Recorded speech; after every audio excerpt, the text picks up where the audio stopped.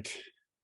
Well, our special guest is hidden behind a camera, and he'll probably get a kick out of this one. So Mr. Lucas is hiding behind a camera, but we always start these sessions off, Jeff, with the Jeff Lucas disclaimer, which is we are not all attorneys, although there's maybe some on tonight, which there is.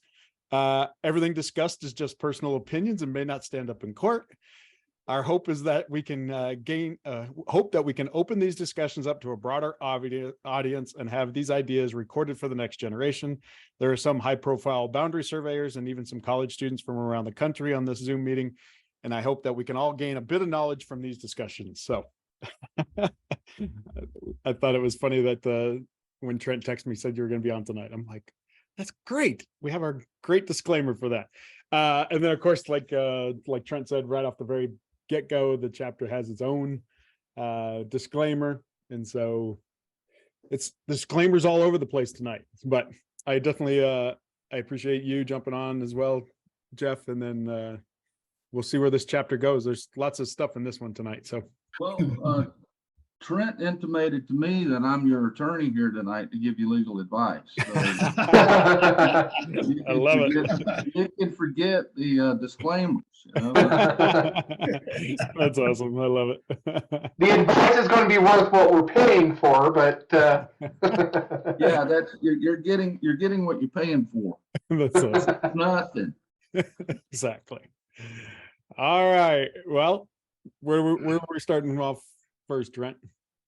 Well, let's just start right off the beginning here. Like Trent Keenan said, this chapter, I think this is the only chapter in the book that's had any sort of disclaimer right to get started here.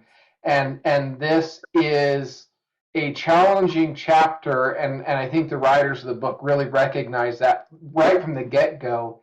Is when we started reading the book, we kind of had these, hey, surveyors don't do this. And there's this big long list of no's that we don't do. And our only role is to put these lines on the ground, and we're not supposed to make any sort of, real legal decisions. It's just, this is the deed and we put it on the ground, and we don't have much more of a role outside of this. And really, as we've gone through these chapters, that idea of how we do that and all the evidence we take into account starts opening up to us, and we really do become decision makers, right, of how we pick and choose between all this different evidence.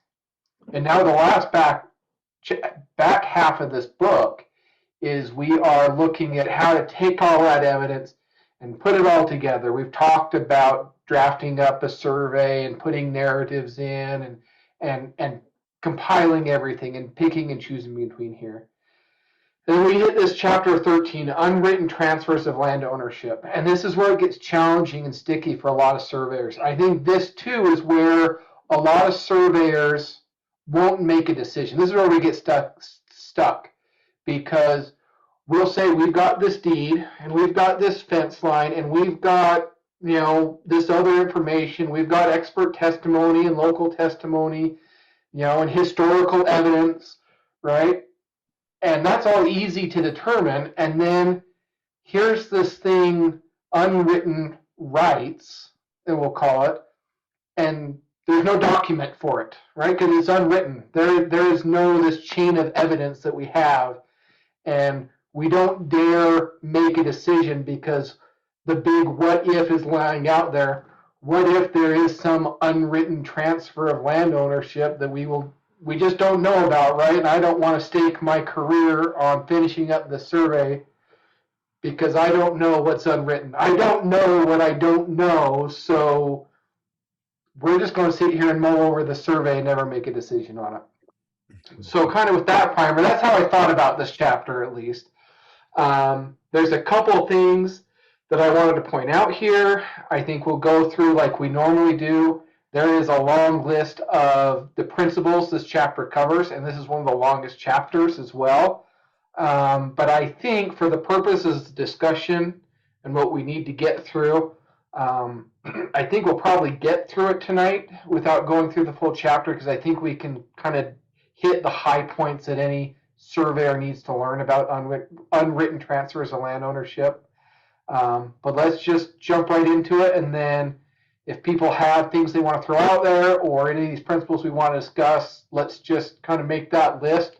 But I'll read through a couple of the first little bits here in the introduction.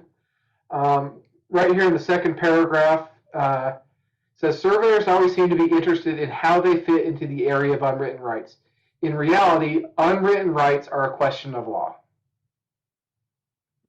Okay, and then beginning at that third paragraph, to be effective in this field, surveyors must understand adverse rights because their loss or their gains varies. And this is the critical part, depending on how the surveyor tells the story of the how and the why of these adverse rights. And the back of the chapter actually has some graphical examples of that. But we are the storytellers in this case.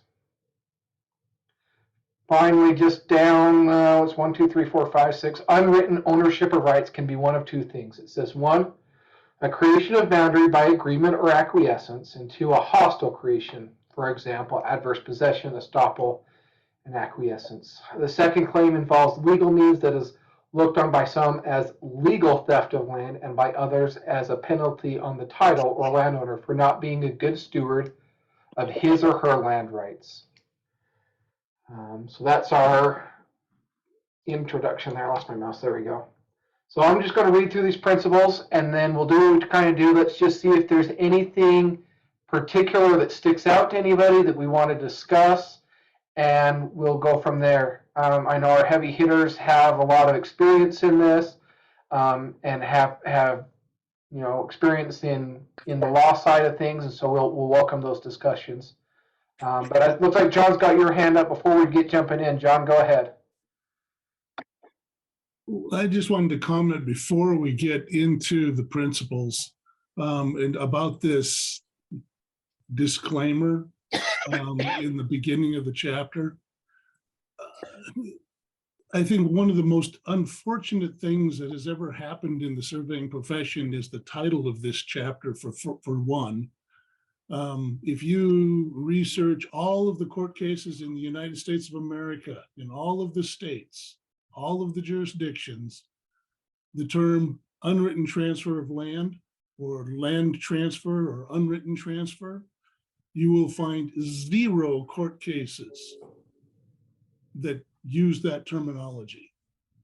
And it's for very good reason. And they'll kind of mention it as we go along. And they mentioned it in the third paragraph, the one after the green one you highlighted, the statute of frauds, which prevents the unwritten transfer of land between parties. Unwritten transfers don't exist. They are against the law. And so it starts out with this twisted fallacy and then starts to set us up with a bunch of disclaimers about why this isn't really true and why this really isn't right. And it boils right down into the paragraph with the 1 and 2 there with the unwritten transfer or unwritten rights can be one of two things. The creation of boundary by agreement. Boundary agreements, the law is very clear and very explicit that boundary agreements don't create boundaries. They establish the location of an existing boundary, but they don't create them. And in number 2, the hostile creation of a boundary. Yeah, adverse possession is one that involves hostility or hostile relationship between two landowners, not necessarily fisticuffs, but against somebody's rights. But estoppel and acquiescence is the antithesis of hostility. So they take a lot of real simple, very simple fundamental rules of boundary law and start mixing in this title problem and unwritten ownership. And oh my God, we don't know who owns the property anymore because it involves legal principles. That's every boundary ever determined involves legal principles. So I think it starts us right out on the wrong foot at the very outset. And it's been one of the most frustrating things I've ever had to unlearn as a surveyor is this chapter 13 in the book. I'm sure other people have different opinions, but boy, I sure can't find much basis for the legality of what's being said in this particular chapter at this point. I wouldn't throw out the whole chapter. I mean, there's some good stuff in here, but we have to put it in the right context. Mm, That's my general feeling on it. that's awesome. I love it. Thanks, John. That's a good kind of perspective to put us into as we start reading through this. I agree with a lot of what you said there. Let's jump in here and let's use that as kind of some discussion points and something to inform our thought process here. So principle 1, the surveyor should refrain from giving legal advice to the client relative to land issues. Principle 2, a boundary created by unwritten means usually does not carry land title to the described lines. Land or land interests lawfully gained by unwritten means extinguish or become superior senior to written title rights. Written title may or may not precede unwritten title. Estoppel by conduct is based on the doctrine that where a party, through acts, declarations, conduct, admissions, or omissions, misleads another so as to induce that person to injure any rights to the benefit of the person misleading, the party causing the wrong must suffer the loss and is estopped from revealing otherwise. If a boundary line exists between adjoining owners is unknown or in dispute, and the adjoining owners verbally agree on the line and take possession to that line, that agreed upon boundary may become the true boundary, regardless of the location of the written property line. If the location of the line described in the written document is known to one or both parties, another separate line agreed to may not be binding. Without a dispute, there can be no cause for an agreement. Following a dispute over an unknown line, both adjoiners must agree on a common location or method for locating the disputed line. Evidence of recognition or acquiescence over a period of time may imply an agreement. For a common law dedication to have force, certain elements must be present. Prescription is the doctrine applied to the method of obtaining property rights from long usage. Adverse possession is a doctrine used to create title through possession for a statutory period under certain conditions. The adverse claimant is charged with the burden of proof if the claimant fails to prove compliance with all adverse possession requirements. The rightful owner is presumed to have never been ousted. A land title granted through adverse possession either extinguishes the rightful owner's written title and vests a new title in the former adverse possessor, or creates a new superior title to the original title. A survey, although it may reestablish original descriptions lines, does not create or revive rights lost by adverse possession. Unless a statute provides otherwise, adverse possession does not run against the United States or a state, county, or city, and usually not against quasi-public agencies, individuals with disabilities, and remaindermen. If possession is not in agreement with the client's deed, a search of the adjoiner's title must be made to determine the status of possible senior rights and to determine if any changes have occurred in the title's wording at time of subsequent transfer. If possession is not in agreement with measurements, and if an original survey were made, the surveyor must determine whether the possession represents where the evidence of the footsteps of the original surveyor were. If the possession duplicates the footsteps of the original surveyor, then the possession does not represent an unwritten conveyance right. It is where the written rights belong.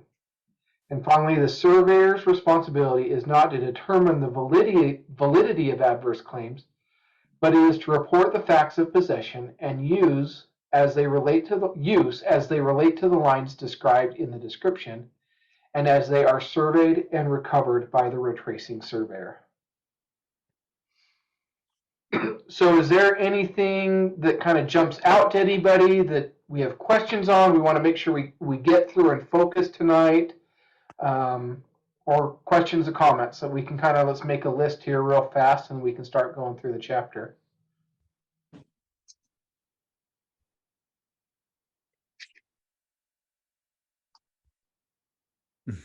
That's what happened last week.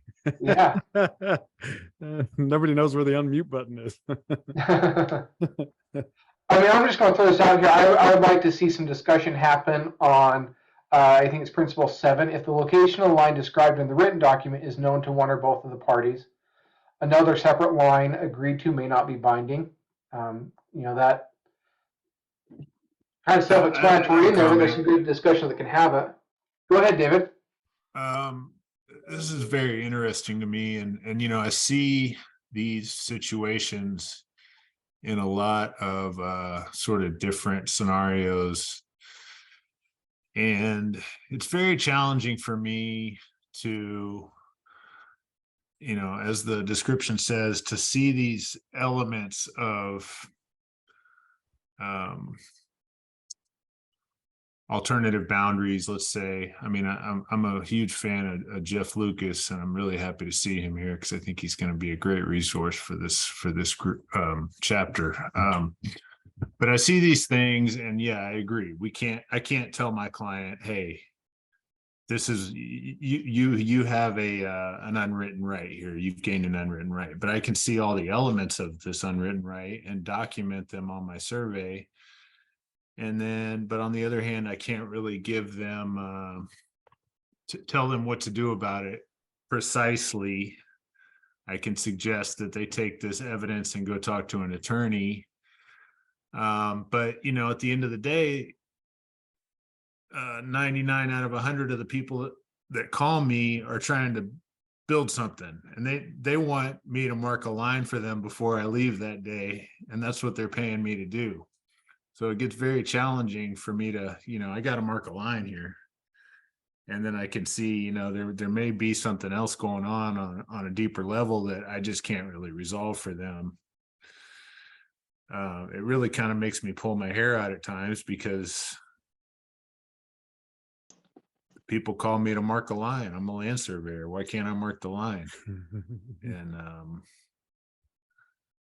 so, yeah, I'm really excited to go through this with you guys. And it's a head scratcher to me because I see it all the time. I sit there and I try to help my client navigate these situations, and it just kind of twists me up in knots trying to understand it all. And, the 20 principles we just described, half of them contradict themselves, and it's just like, how are we supposed to make sense of this from a land surveying perspective? I think that's a great question. Jeff's got his hand up. Why don't you take it away, Jeff? Okay, thank you. It took me this long just to find out how to raise my hand. Now I don't know how to lower it. I got you. Right. I came on, I was coming on here tonight. I didn't know really what to expect. I know you guys are reading through books, and I didn't want to be too much of a critic. I've had a lot of problems with Mr. Brown's writings, this book in particular, and this chapter probably more than any other, because it is confusing. I agree with John. There's some good stuff in there, but it's hidden in there, and he's scrambled it around. He hasn't put it together in any kind of a understandable order. The whole idea, and I've used the term unwritten rights. I used the term. Brown made it up. He wrote a column for the old ACSM Surveying and Mapping magazine when there was an ACSM, called, I got it pulled up right here, called Land Surveyor's Liability to Unwritten Rights. He made up, in my opinion, he made up the term. And I've used it in the past. Others have used it. Who were those professors at Purdue? McIntyre and Dean and McIntyre. They wrote on the heels of this. They wrote a little a treatise called something similar to that: Land Surveyors' Responsibilities for Unwritten Rights. I've come to realize in doing seminars and studying cases, I know John studies a lot of cases, that it's, at best, it's a misnomer. At worst, it's a lie. Most of the stuff that's in this chapter, I'll call it a misnomer. There are no unwritten rights. I agree with John. There are no unwritten rights. It's a deed, and it's an interpretation problem. And he wrote that unwritten rights 1979 column based on a case that he was involved in. It was Western Title versus McCormick. It wasn't, there was nothing unwritten rights about it. It was simply a junior senior rights conveyance.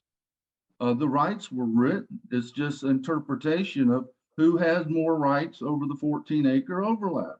And it absolutely shocked him that they didn't go by the GLO plat. The owner was a common grantor for both tracts, owned the entire southwest quarter of that section 6, which was a short quarter. And the GLO plat, of course, had the east half of that quarter as a full 80 acres, but the west half was 14 acres short.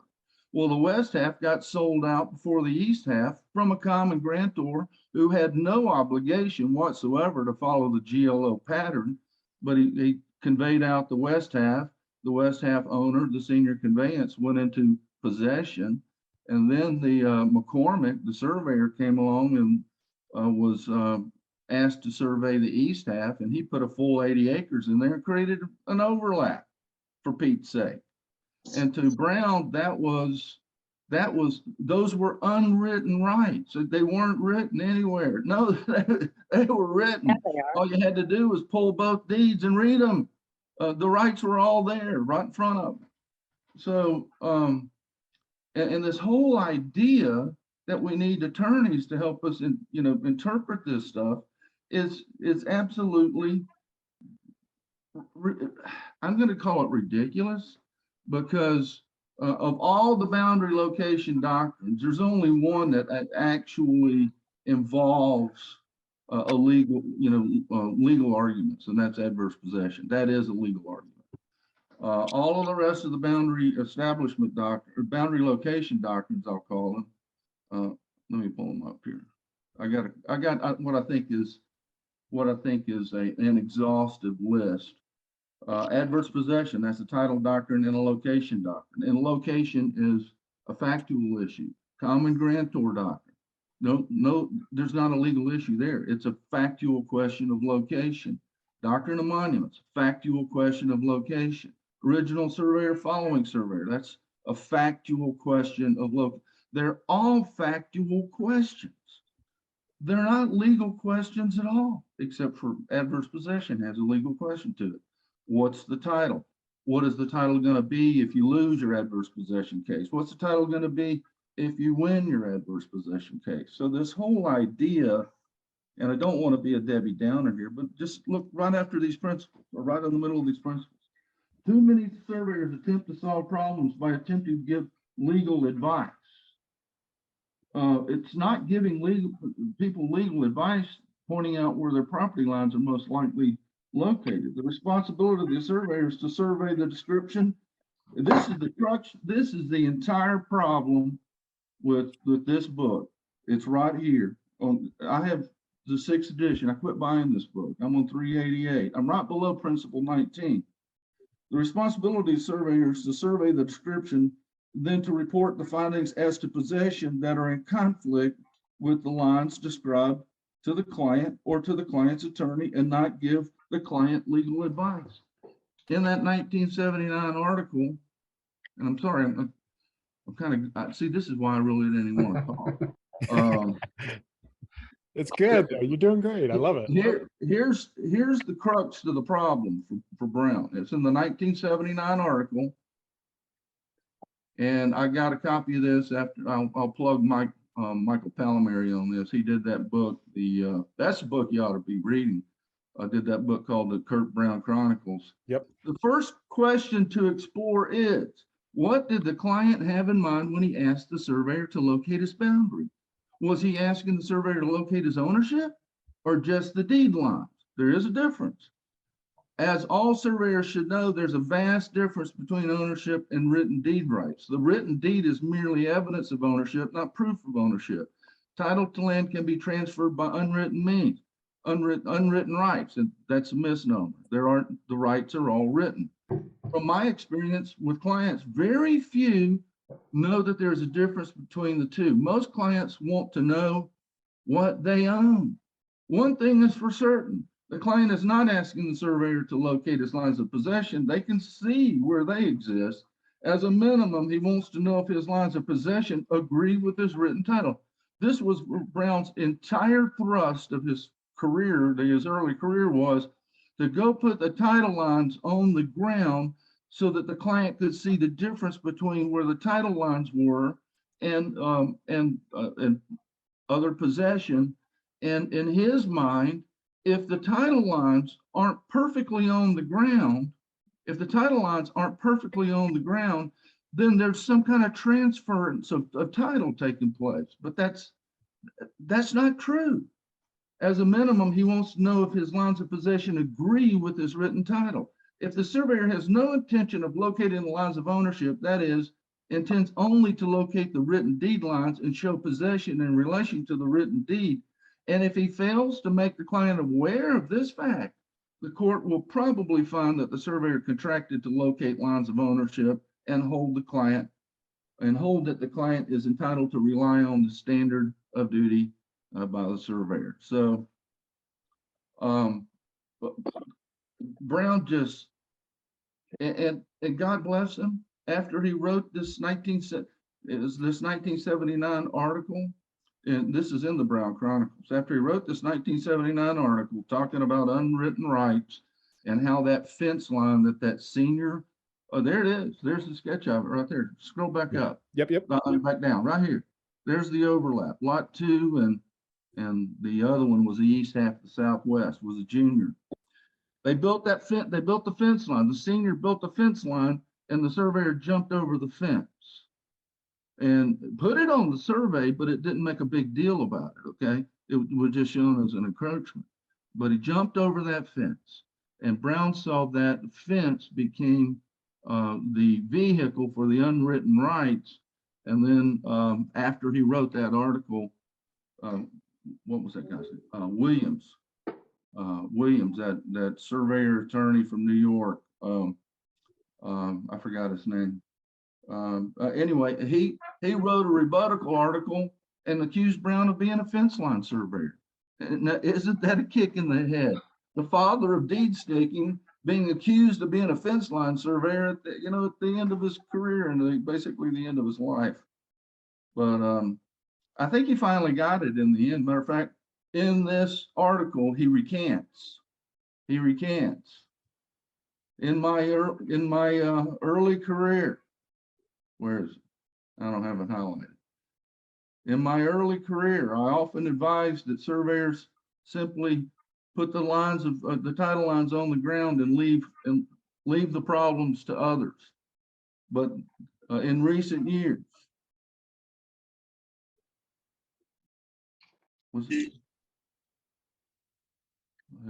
here it is, page 1. In my early, it's paragraph number 3, 4. 2, 3, 4. In my early writings, I generally advocated that surveyors should locate boundaries in accordance with a written deed. All conveyances based on unwritten rights should be referred to attorneys for resolution. Within recent years, there have been cases, one in particular, Western Title versus McCormick, wherein surveyors had been held liable for failure to react to a change in ownership created by prolonged possession. That is, the Eastern guy never owned the 14. That's the problem. Never owned the 14-foot overlap. Didn't own it. Couldn't own it. It was already conveyed. The purposes of this paper is to re-examine what the surveyor should do in the event title has been altered by legal transfer of title by prolonged possession. So anyway, there it is. He recanted. In my mind, he recanted. And I think, finally came to realize that what's the purpose of staking deed lines out on the ground? I mean, that's not an original survey, and that's not a retracement survey. It's a hybrid type of survey. In order to be an original surveyor, you have to have common ownership. You have to have unity of ownership because you're creating new lines. And that's not what, and I agree with John wholeheartedly, that's not what the courts say. Washington, Sigfield versus Hill. It's not the office of a deed description to identify the premises. That's not what the deed is all about, but to furnish the means by which they can be identified. A written deed is evidence of ownership. Well, that was right there in chapter 13. The issue here is not of a disputed boundary. It is what the deed means. It's an application of the deed to the land, not the land to the deed. The deed has to conform to what's on the ground. You don't make the ground conform to the deed. This is just general principles of boundary surveying that's laid out by our courts. We reiterate a familiar rule that it is not an office of a description identifying lands, but simply to furnish the means. That's out of Indiana Court of Appeals. The mere matter, and this one sums it up really, really well. Shaw versus State of Alabama, 1899. The mere matter of locating boundary of land, however, doesn't involve the title. It relates only to the limit to which the land covered by the title extends.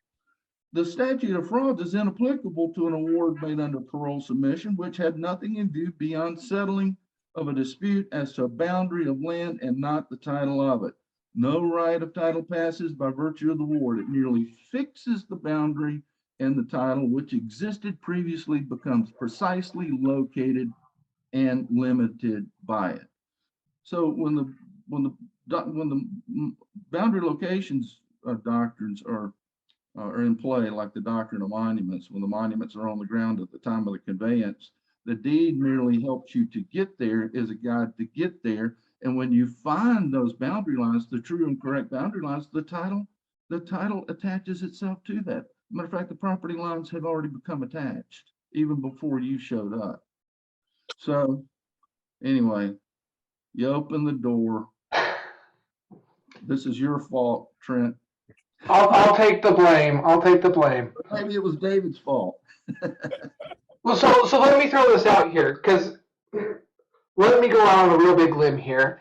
I mean, any licensed surveyor with minimum competency, and I'm going to speak real generalities here, any surveyor licensed with minimum competency can go out and they can do a survey and they can recognize that there is some sort of adverse possession against the deed, some sort of acquiescence, if there's some ambiguity in the line, right?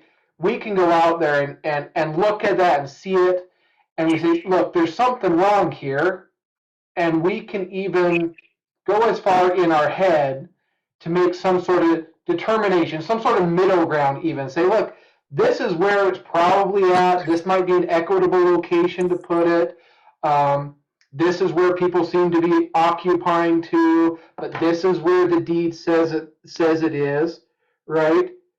The hard part is, and I shared this, Trent, can I share my screen? Am I open to do that? Yep, 1 second. And you're good now. Okay.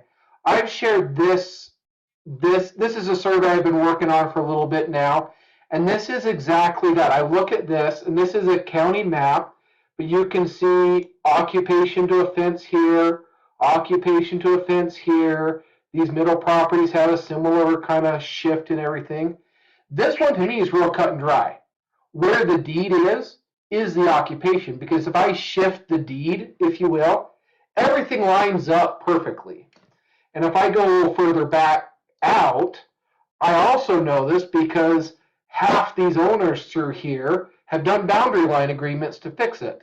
But then you get the one jerk landowner that doesn't want to do it. And now I've got a client that's stuck between a written deed that doesn't fit the occupation. And the challenge here is they want to sell off this portion right here to their granddaughter to build a home. And the city's denying them that because the deed, the written deed, and the county assessment of that deed says, nope, you're going to have a property line right through the middle of your house. And that's just not allowable.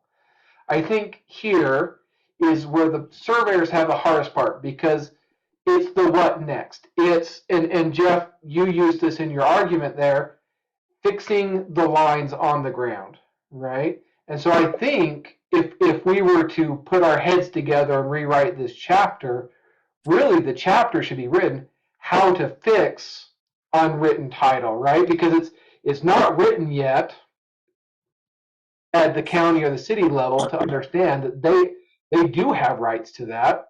Us surveyors understand it.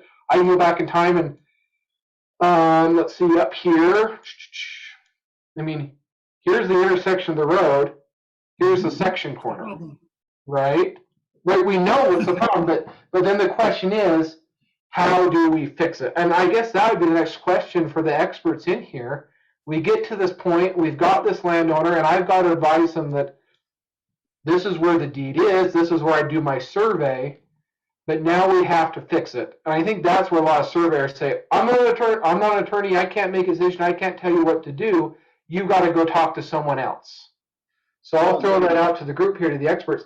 How do we then fix the line? How do we take what we know and take the next step to fix the document, if you will?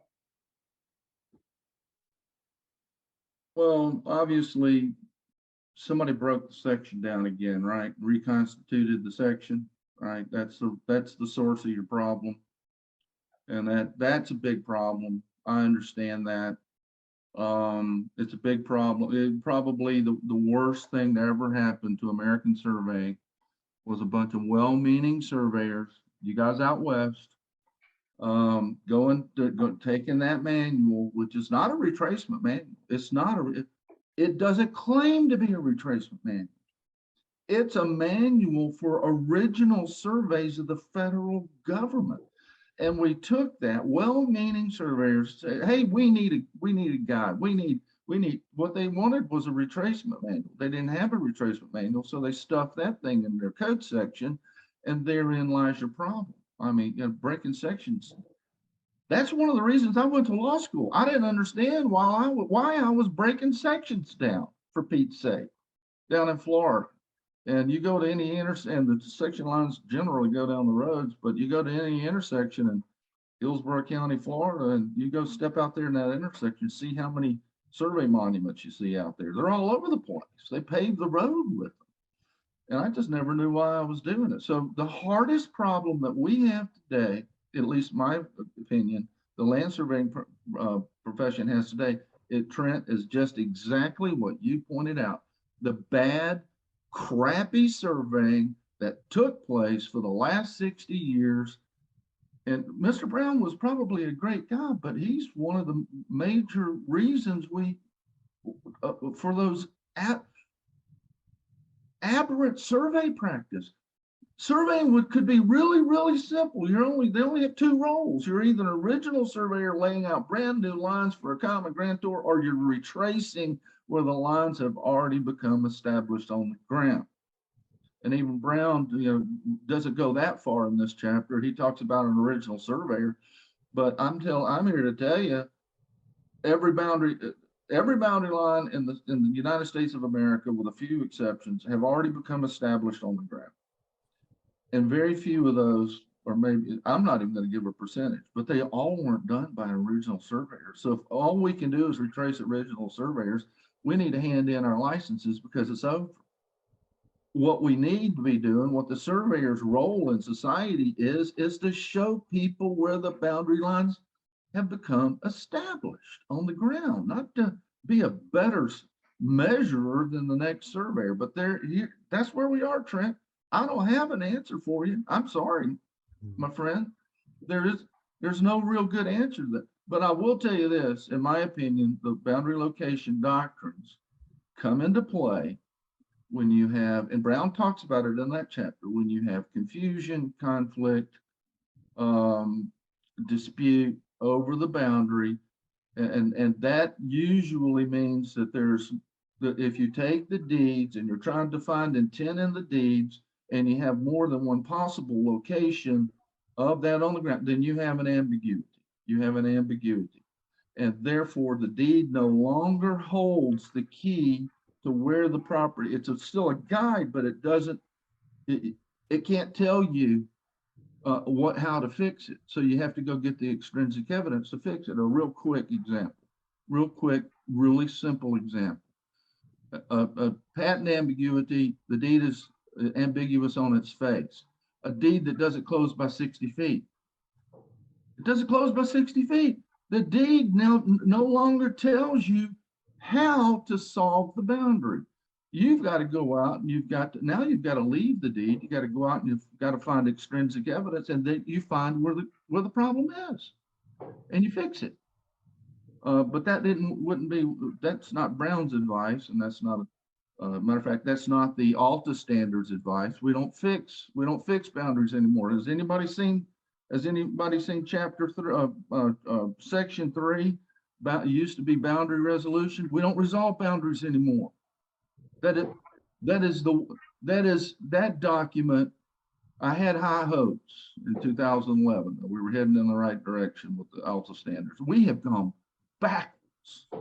We have gone backwards in time where lines should have been located. Anyway, don't get me started, Trent. I don't have a good answer for you, Trent. I'm sorry, I don't. Well, let's keep this going, because I do have an answer. Sort of. This actually created some questions I wanted to bring up. That was actually a relatively recent discussion that I had. It started with a whole somebody quoting a doctrine of the four corners of the deed about how to interpret the deed and how to apply it to the boundary, and they refused to accept that there was an error in a deed, and had kind of snowballed into a whole discussion where the surveyor's claiming, no, I have to hold the deed. And I said, no. When you're doing a boundary, you have to evaluate the entirety of the body of evidence that points to your boundary. Sure, for the deed interpretation, you have to stick to the deed. But once you're unable to glean the intent out of the deed, then you need to evaluate the rest of the evidence that you've collected throughout your survey and the research and everything else to try and come up with the boundary, to isolate out the blunders and the errors, and we can do that with confidence to arrive to the boundary. And they were basically afraid to do it, and they insisted on perpetuating an error. And I couldn't formulate quite well why that bothered me, but now, Jeff, that you've brought things up, it kind of crystallized in my mind what it is that I really should have been telling this guy regarding, you do have the liberty to interpret certain things. You don't have to stop at the first error and start being afraid of practicing the law or making a decision. There's a lot of additional evidence that we need to evaluate when we're working with the boundaries.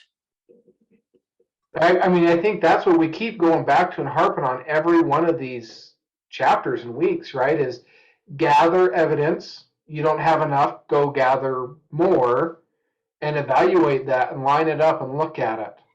And that's all we can do. Eventually we do make a decision. So on this example I showed just a second ago, this is how my survey looks. I have those property lines exactly on the fences because they fit perfectly, right? And I have, again, we've gotten into the discussion of narrative. My narrative goes and says, the deed as written and tied to the section corner does not match occupation of the fence lines.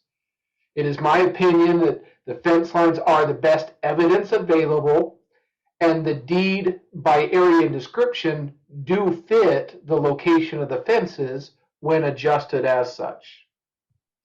And then I advise my client, and this is, okay, again, against the book, I advised my client, I said, hey, I'll even go with you, but he's your neighbor and they have a decent enough relationship with him.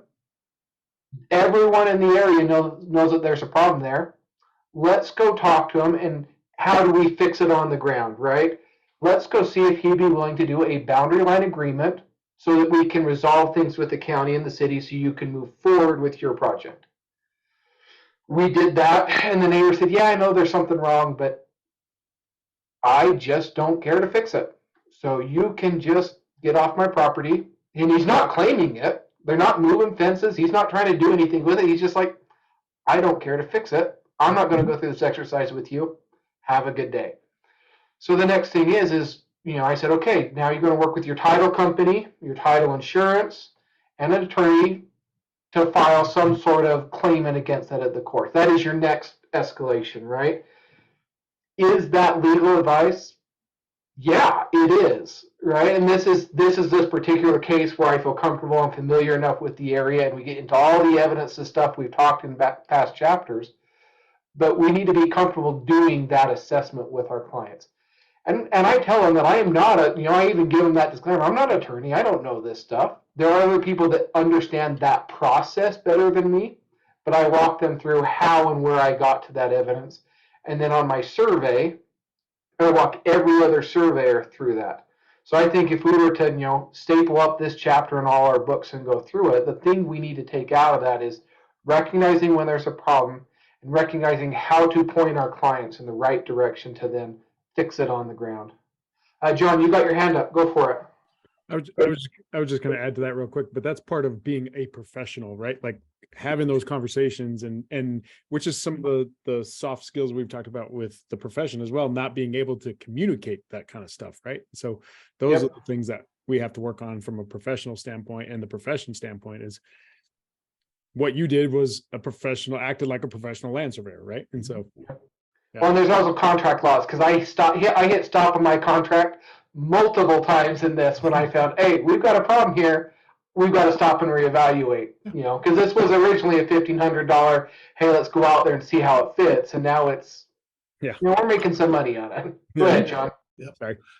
Yeah. Your comments are right on, and Connie as well.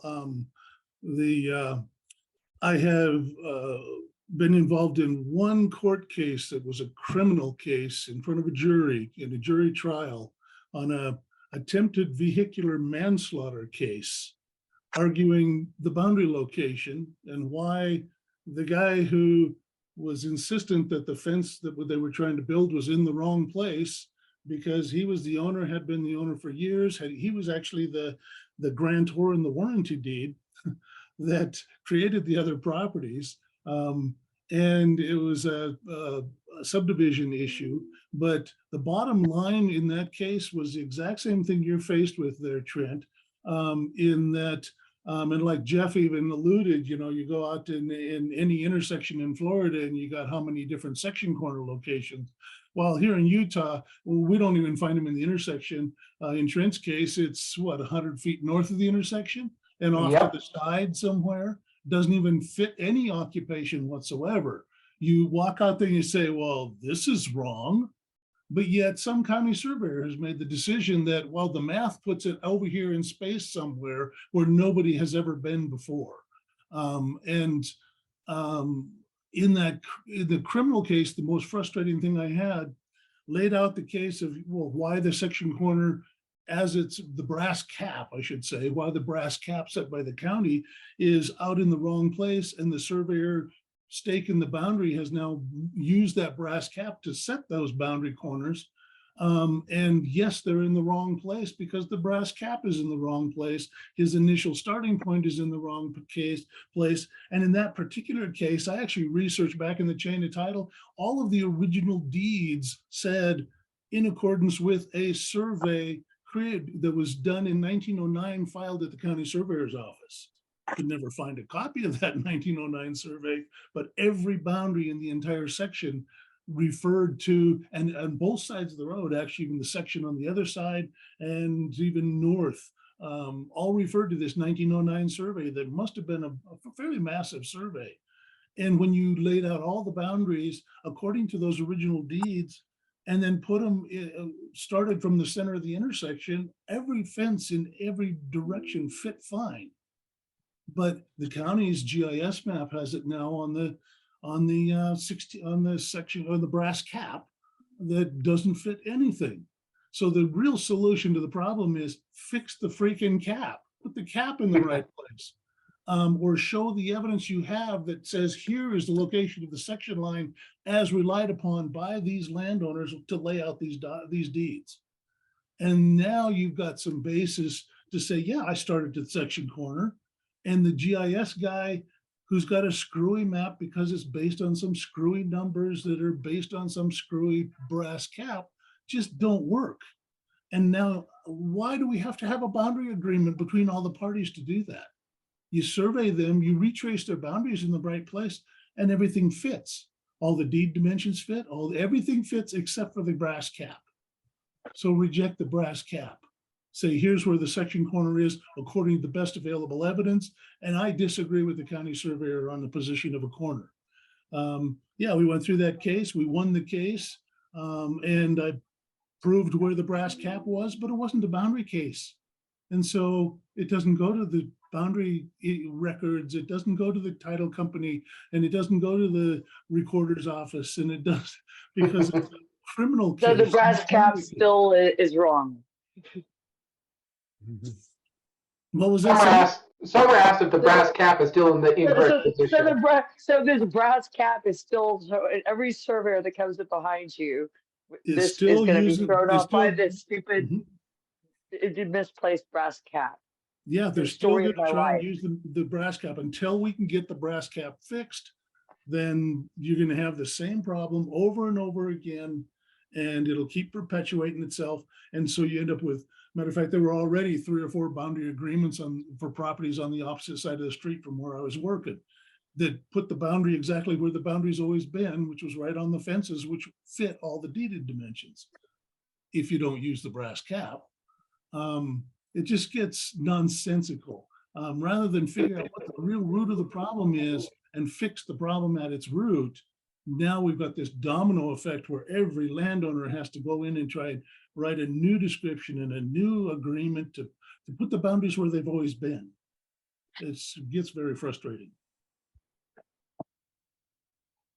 Wonderful. And Thank so you, John. trying to convince a county surveyor that his cap is in the wrong place. That's frustrating as well. And that's a Utah unique challenge, you know. But that's our continual fight. David, you had your hand up for a second. Did you have a follow-up question, or we helped kind of clarify your original question too in this discussion? Yeah, I think we're all kind of saying the same thing. To me, it is a forensic exercise, and you have to go and figure out, okay, what happened, what went wrong in this, this establishment, and you got to really go get deep into the history sometimes to figure it all out, and get some. Talk to the landowners and figure out what they did and what their grandparents did. And I love the find the old timer tip from Lucas's seminars. That's one of my favorite things to do is go find the old timer on the block and ask them what happened, how did this come to be, and get their story. So it's a forensic exercise, and we document all that. And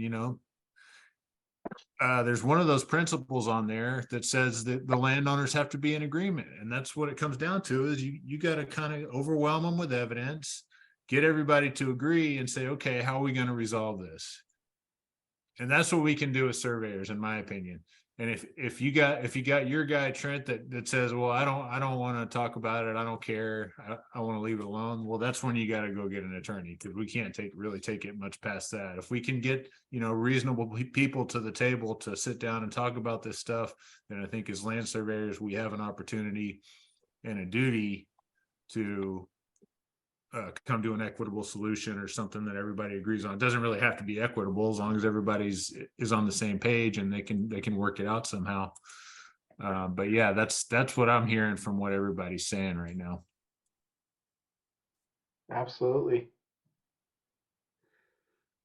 Any other comments, questions? We can go through some of the chapter here and just kind of pull out some of the highlights in our last about half hour we have here.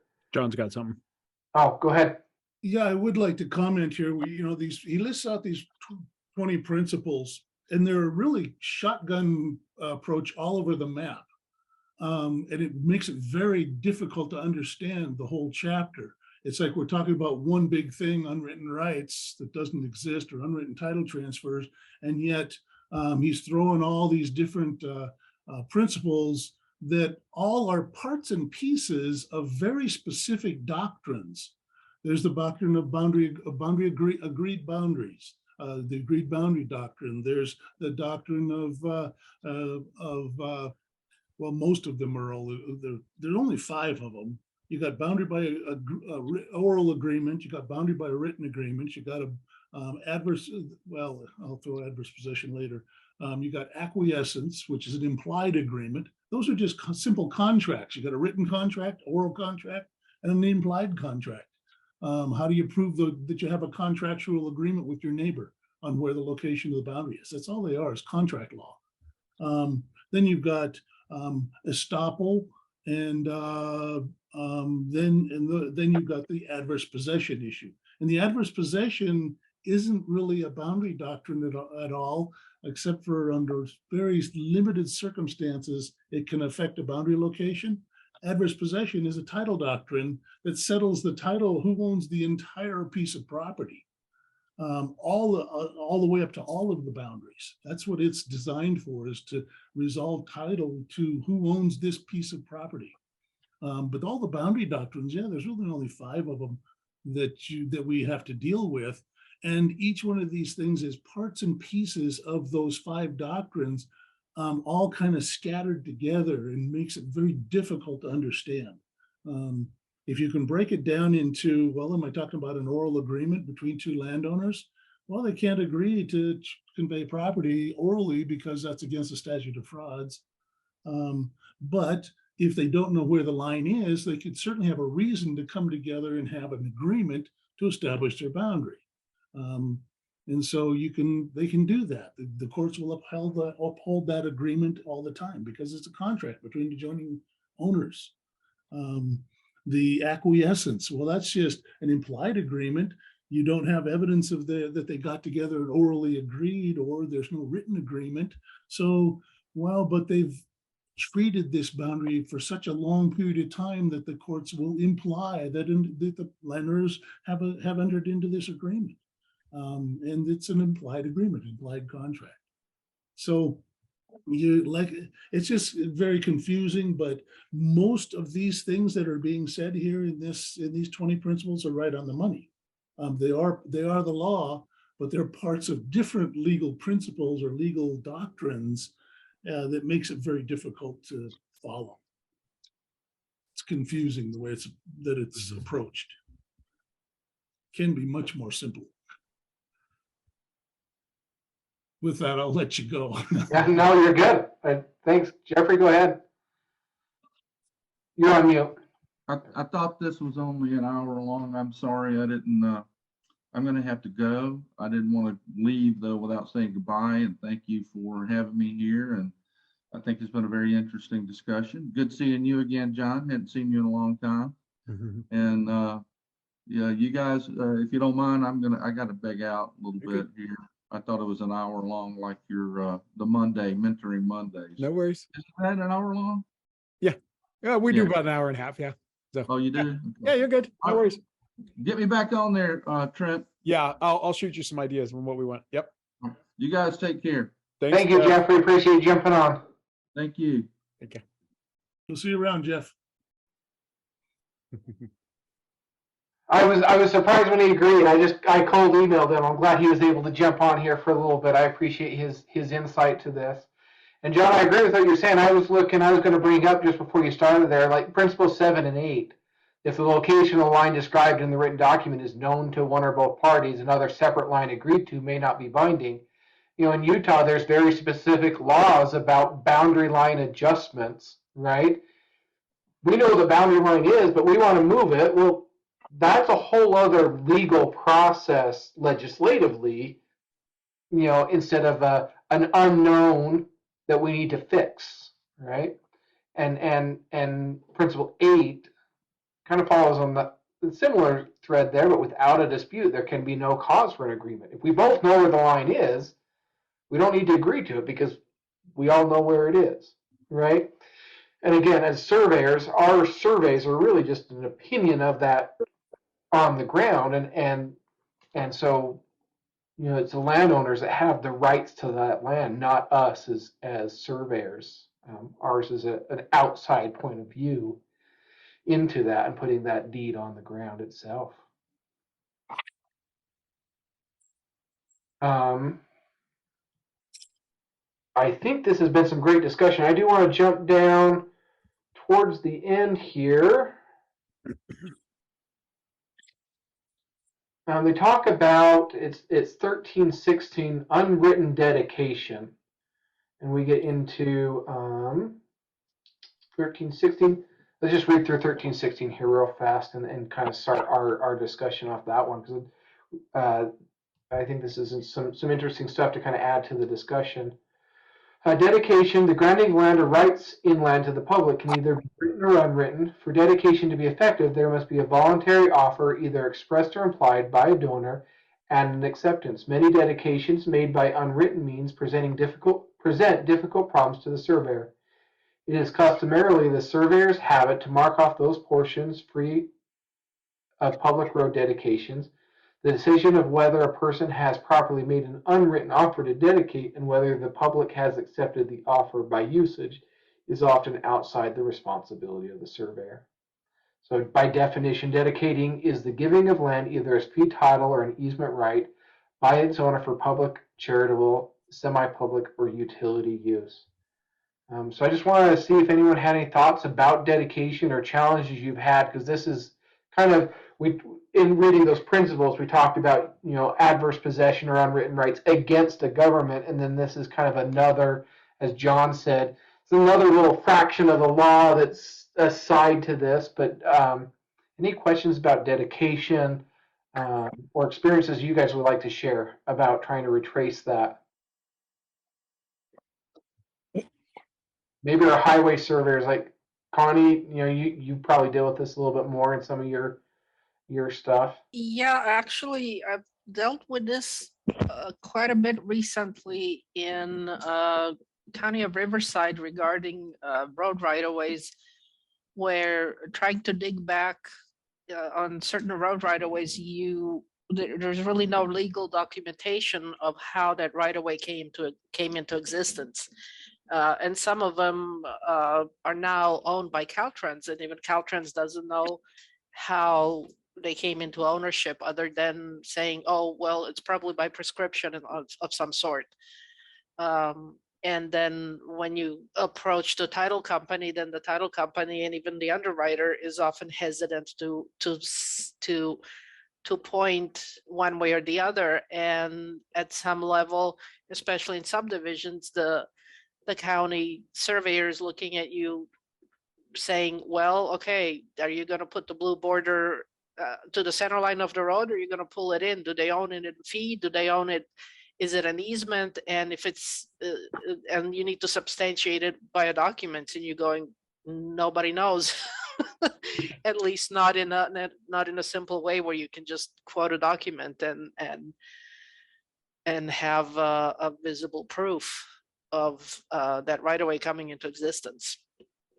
So I actually have 2 or 3 that are kind of unresolved right now, and I've gotten around a couple of them, basically telling the county surveyor and everybody that basically I'm not planning to subdivide this part of the land. So just put it in a remainder and just remove it as an obstacle to the subdivision, because the road is already in use. We're just going to leave it alone, leave it outside of the subdivision, and allow us to proceed with a subdivision. And that actually, to my big surprise, satisfied everybody. But yeah, that still has me scratching my head about what to do in cases like that. That might be a more defensible way of handling it.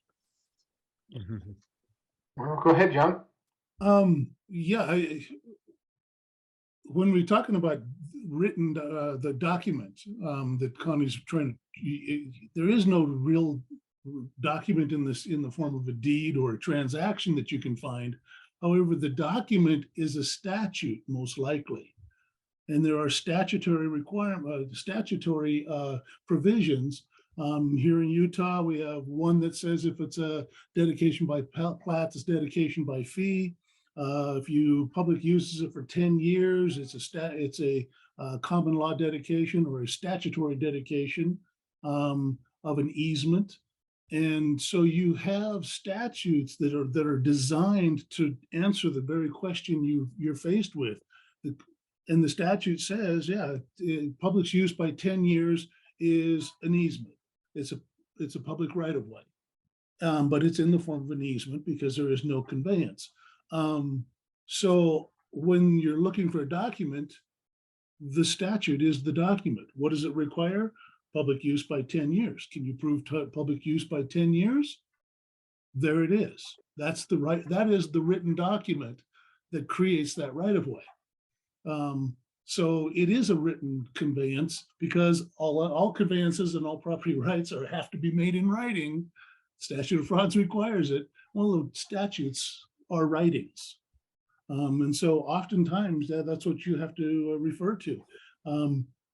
We've got, I do a number of cases on access issues, and is it an easement? Is it dedicated? Is it fee title? Is it what? And when you research back, if I can't find a title, a deed in the records that can actually conveys an easement or fee title, well, then I look to the statutes, and I look to the statute that's in effect at the time that the road was created. And we had some transitionary periods in our territorial days when most of the roads were created that also dealt with this 10 years. It used to be 5 years, and then there was a period of time where 5-year non-use would undedicate it. And then it changed to 10 years. And so you had this variation in when the road was created and whether or not that road was a public road, considered a public road. But it's in the statutes. In our statute, it also says a private road is 20 years use. So it has been used for 20 years, it's a road. And you don't have to get any deeper than that. That's all the statute requires, and it's a statutory dedication. An implied dedication. The challenge is, and I'm dealing with this on a couple of UDOT cases, is, what is the width of that easement, right? And John, you might know this right off the bat, and I'm doing some research here, but I'm dealing with a more rural county road that is a UDOT road. They don't have any highway maps for this, so they don't claim any prescriptive use right of way, right? 66 feet or something like that, or they want 100-foot right of way down this road. And we're doing civil development through there, a road that tees into this, and for safety reasons, they want us to go 200 feet each direction with a shoulder and all this other stuff. And the challenge we have is the landowners either side of us own to the center of the road. Mm-hmm. There's a prescriptive easement then for, then the question is what width? Can we go outside of the asphalt or the borrow pit or whatever it is to then widen this road? And that's the discussion we're having, in this particular case of what is the width of that easement and their right to then encroach onto someone else's land. And it's not my client's land to go build on without someone else's permission. Obviously, as a developer, they're going to try and build as little road as they possibly can. So, yeah, and again, there are some attorney general opinions on that answers that question, as well as a number of different court cases. But it's determined by usage, and the usage is determined by a survey on the ground. You go out on the ground, and the usage includes the traveled way, safety for shoulders, for turnaround, for vehicles to pull over, things like that. So you've got safety issues that are involved. And then in most cases, it's a built up road with a borrow pit on either side. Well, that borrow pit is evidence of use for the materials to build up the road. So there you have the use by edge of borrow pit to edge of borrow pit, or top of cut to toe of fill. Those may be your limitations of use, but it's going to be a physical feature on the ground that can be located by survey and determined by a surveyor. There were also, when you got some fallback on customs, and where here in Utah it was standard for if it's a rural road, you had your main roads, arterials were 66. Your field roads were down to 33. There's some 49.5s.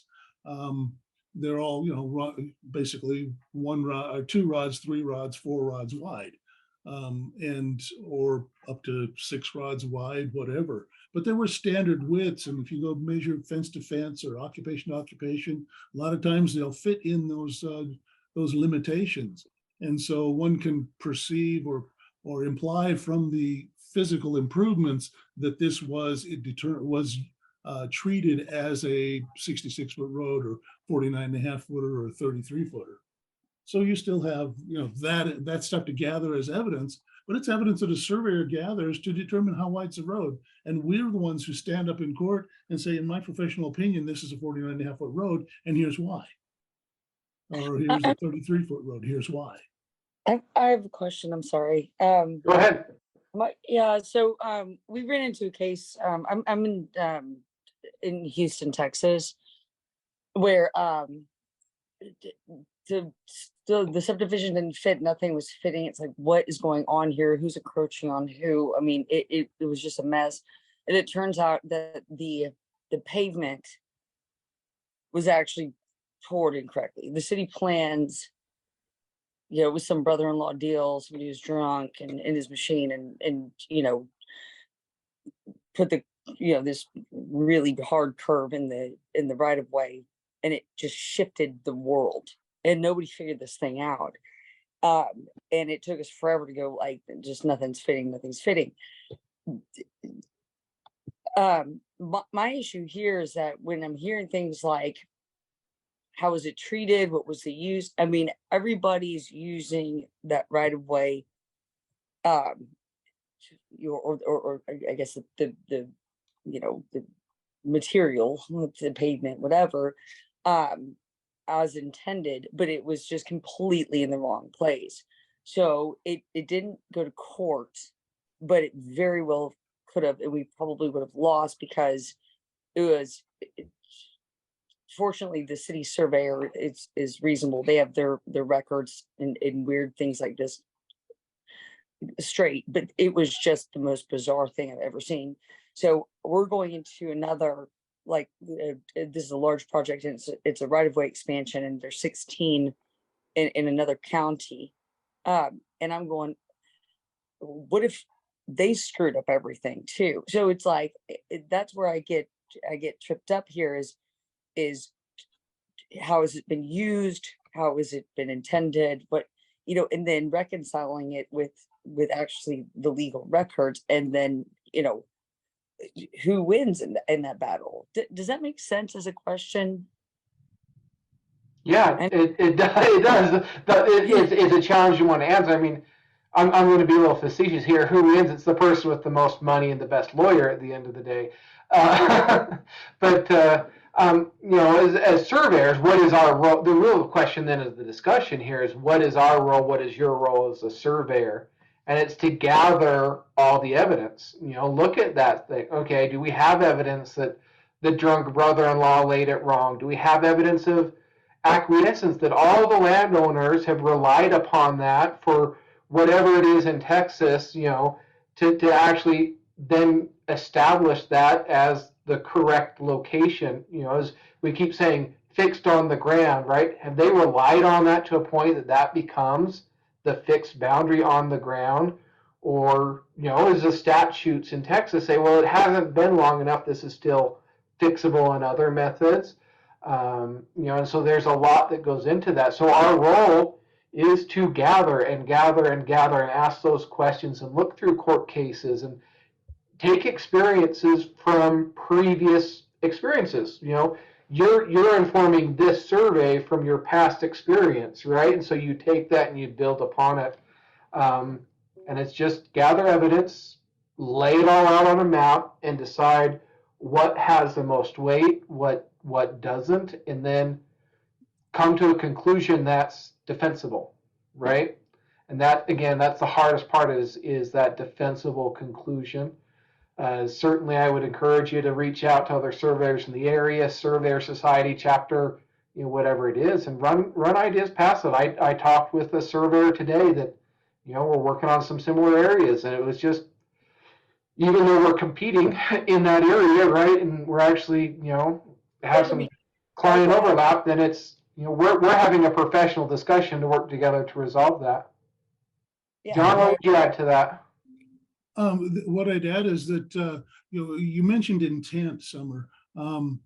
We get kind of confused as surveyors by what we think intent means. I got to get inside the mind of the grantor here, the mind of the parties, and understand what they were thinking at the time. That's not what the courts expect of us. Nobody can do that. Even the court can't do that. What you're talking about there is a subjective intent, trying to figure out based on what they did, what they must have intended or been thinking. No, as a surveyor, we look at objective intent, which is strictly the physical evidence that remains, that is the best available evidence to determine what they did, because what they did is what they intended to do. Otherwise, if they didn't intend to do it, they wouldn't have done it. So we can focus strictly on the objective side of the evidence, and that's just the physical stuff. Yes, there's a road. Yes, there's a travel way that's this wide. Yes, there are other widenings or roads or borrow pits or fence lines, occupation lines, maybe a telephone or telegraph line that is there that should be contained within that same right of way as far as a public use goes. And then how long has it been there? Yeah, aerial photography evidence and things like that tells us objectively, yeah, this road has existed for this long. It goes from point A to point B. And those are the facts that we can report, and we can show where those lines are on the map and say, yeah, there it is. There's the facts. There's the objective evidence to determine whether or not this is a right of way. Now, who has the right to use it? Yeah, they can all argue that. Is it public? Is it private? And how many private owners really get to use it? Or that stuff, you start getting into some arguments that I really don't care. I'm the surveyor. I'm just going to say, here's the objective evidence of where the line is. It's my least favorite thing internally. Say it's not my problem. That's what it ain't my problem. But I just want to. So you're saying that the subjective intent really serves as a support to the primary objective. Like, so the objective intent is that's the gathering of the hard evidence. Right. The objective is the object. Just think of it that way, where you're talking about physical objects and what those physical objects say to you as a surveyor. Not trying to get inside somebody's head and figure out what were they thinking, and being subjective, some subjective determination based upon those objects. Don't have to go there. It's just, here's the objective evidence, boom, here it is. Okay, I see. So keep the subjective out entirely. Don't even use it as supporting evidence. I don't want to get inside of somebody else's head. I'm having a problem, enough troubles getting inside my own. Which is thing though, because I mean, a lot of this talks about, the neighbors and the community and all this. And I'm like, okay, well, if everyone agree, these boundary line agreements, I'm like, well, everyone's stuff's in the wrong place. I mean, at what point do we draw the line between the two, saying this whole subdivision is in the wrong place? Everyone living rooms are the right of way. So everybody wants their living room to be in the right of way. That's fine. I mean, at this point, is it okay? Well, here's our evidence. This is what we're saying. And then city, you get to do whatever you want with it.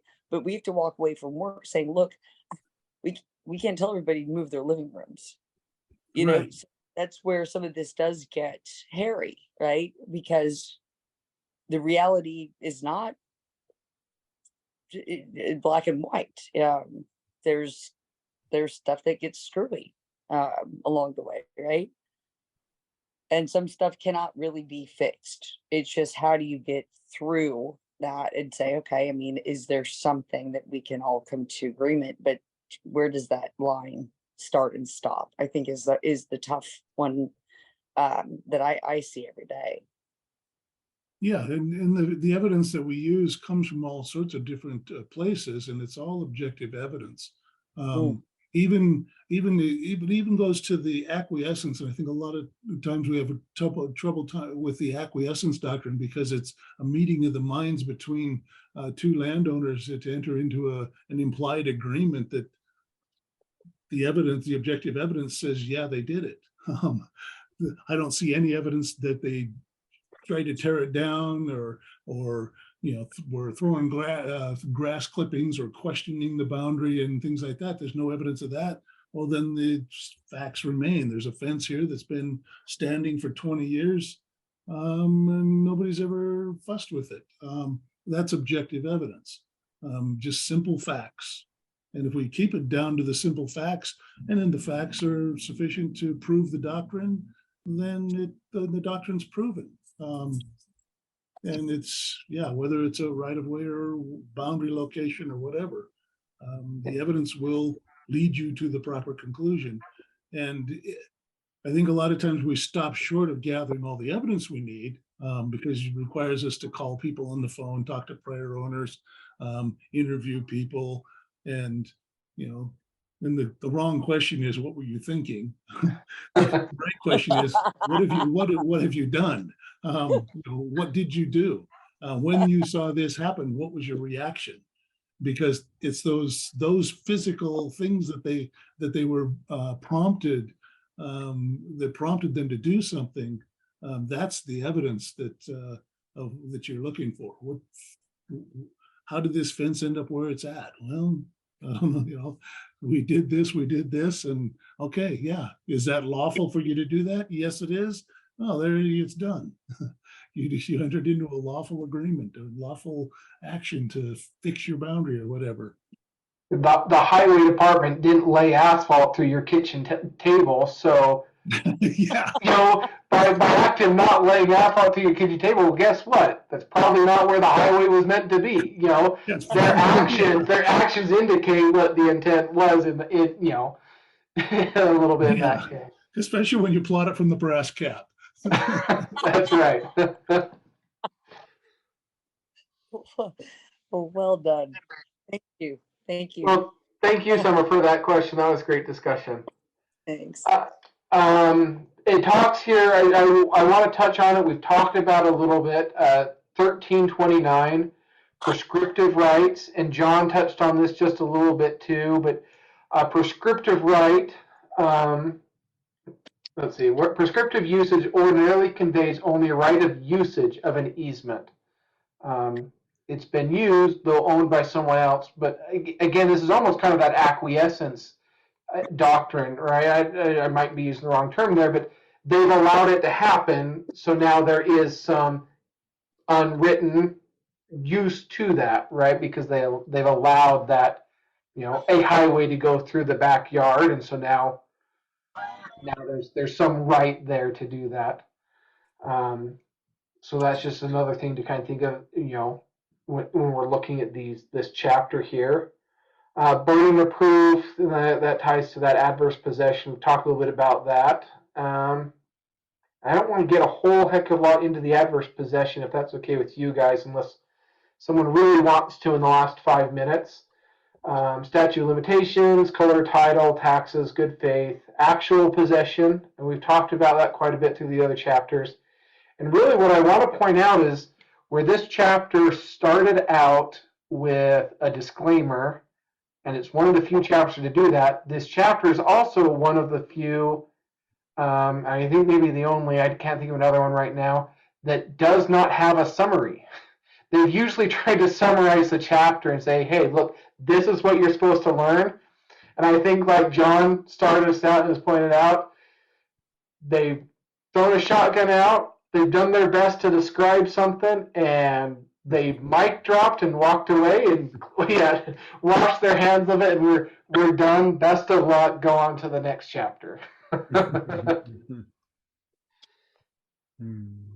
Any questions? Anything that's left, like a big gaping question in anyone's mind that we can cover? We've had some great discussion. We appreciate Summer, and I don't know if he's on anymore. That have asked some questions. We appreciate you guys. David, yeah. Appreciate you guys jumping in. I think this one could go for I mean, we could really dive into each one of these 20 principles. You could almost do 20-week session just on each one of the principles. Like, I mean, we didn't really talk about too much into this whole book just because there is so much confusion behind it. But if we really wanted to, man, we could go deep into this one. This is 20 mentoring Monday sessions right here by itself. I think this is absolutely phenomenal, Yeah. and I'm gonna make it mandatory for like I've got like 5 of my key folks that I hope that there's a playback. Yeah, all of this is on the website, Summer. So wisdomwednesdays.xyz, everyone's archived. So Okay. Yep. Yeah. Yep. The Mondays are great. This one, this is just absolutely phenomenal. I really appreciate this. mhm, it's cool. I do think that as much as we've beat up on this chapter, there is some good information in this chapter. Yeah, Some of the explanations they have of like estoppel.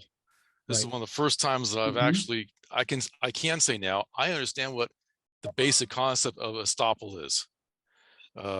true, Acquiescence, true. prescription, all these things are good explanations of what they have. Yeah, it might be a shotgun effect, but I feel like having had a chance to reread this again, this has really helped me in my learning. So Absolutely.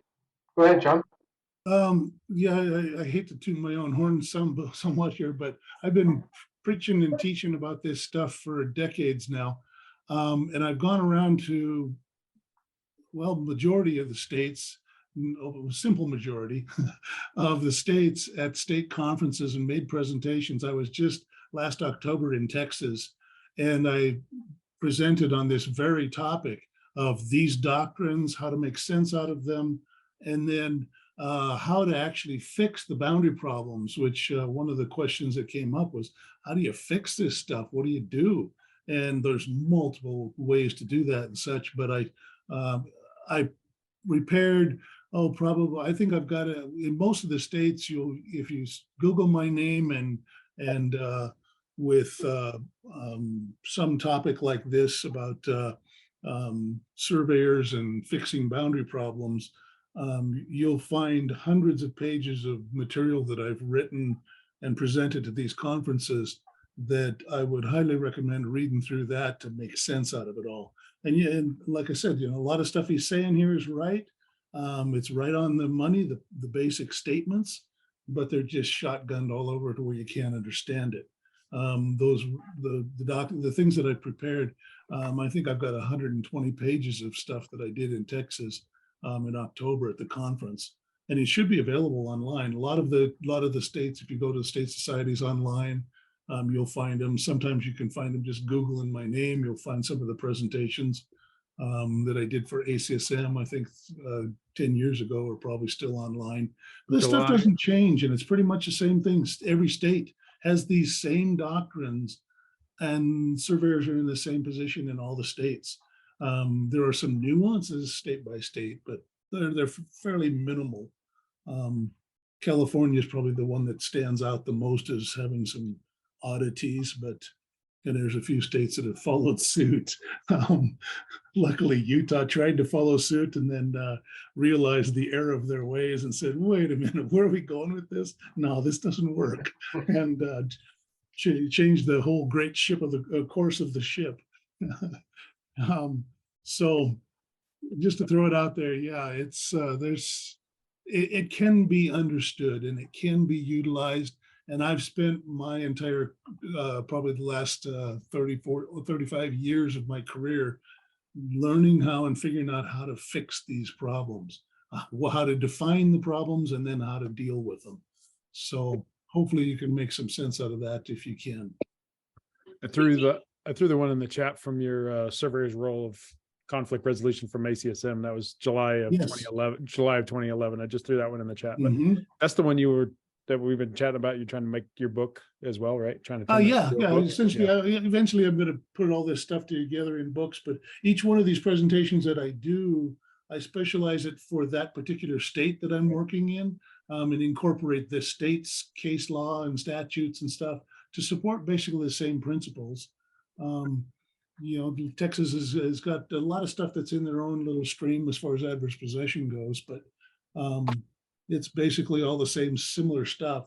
I'll be doing a conference up in Montana in a few weeks in February at their state conference. And that's going to be 8 hours of fix this stuff, defining these problems and how to fix them. Mediation, alternative dispute resolution, all sorts of things that we don't even think we can do as surveyors, but yet Cooley told us that, yeah, not only can we do them, we should do them. We should, when we discover problems, fix the problems, help the people fix problems and document solutions to the problems rather than document the problems. And you'll be presenting at the UCLS one too, right, John? Yeah, totally different topics. Okay. Yeah, but yeah, that one's going to be totally different. I think there's a presentation I did in Oregon. There's several presentations that are available if you can Google them. Especially if you go down to the conference levels on the state websites, you'll usually find one where I've done in most of the states. Yeah, Brian just sent me the one you did in Indiana. Yeah, Last I did week. one in Indiana just last February, I think. This one says, well, last week, no? January 12th. Oh, 2022. That was a year ago. Yeah, Shit. yeah, it was. Yep. I'm still in 2022. That was it. That was awesome. Thanks, Brian. Can I share some of this stuff, John? Like that particular one? Oh yeah, absolutely. Perfect. I mean, When get I it do the out follow-up there. emails, yeah. And I mean, it might be specifically geared for a particular state, but you can Google up your own court cases in your own states and see if that's what the law says there too. Right. But yeah. Brian, do you want to resend those to everybody, Brian, real quick before we kind of end the meeting, and then guys can go on there and download them. I'll send them out as a follow-up, but Yeah, if you'll send them out too. I'm going to throw this out here. Next week is guarantees the title location. I do have a couple of feelers out to title people. See if we can't get their perspective in that too. nice. We'll see how that goes. But that Another misnomer. Yeah. Title doesn't have a location. Title has an ownership. When I talk a location, you're talking boundary law, not title law. This one doesn't have a disclaimer. Look at that. Hey. Brian's Yeah, so throwing you those, discovered Brian's a throwing those conflict. things. That's a good one. Yeah. Thanks, Brian. Yep. I'll give everybody a couple minutes before we throw those down. And I'll send them out, and I'll actually attach them to the website too, through the Dropbox. So Yeah, and I would imagine you should be able to find them on the Texas site because that was a recent one. yeah, that was the one in October. Yep. And I keep tweaking and adding to these things as I'm going along. So I haven't changed my mind too much. That's pretty good. We're not going to get a recant like we did on Brown. The end of your career here. Like I used to say this, but I know I haven't had to recant anything yet. I really like this because it delves a little bit deeper in more advanced topics that, as you guys said, the Browns organization appears kind of shotgun because it almost looks like a lot of things that he wasn't sure what to do about. He kind of, it all got piled up in one spot for maybe further detailing, which never happened. Yeah, it took a lot of years of really studying the court cases and stuff to figure out how to categorize the stuff and how to really focus in on each type of problem. And once you figure that out, that to each one of the doctrines and what's different about them, it's really easy to find the factual evidence that supports them or disproves them. Either you got the evidence to say yes it is or no it's not. And if it is, then you know where the boundary is, and it's not where the deed said. Well, that's the whole problem. Nice. Thank you so much. Well, anything else, Trent? no, I'm good here. I feel like I've learned quite a bit. I appreciate you guys jumping on the discussion. I again, I say this quite a bit, but I do appreciate that when we get this discussion going, it makes moderating this a lot easier, and Yeah. I am learning as we go as well. So just huge thank yous, and we'll see you in 2 weeks. 2 weeks, chapter 14. Awesome. All right, Such a everybody. deal. Have a good Thanks, night. everybody. Thank Thanks, you. John.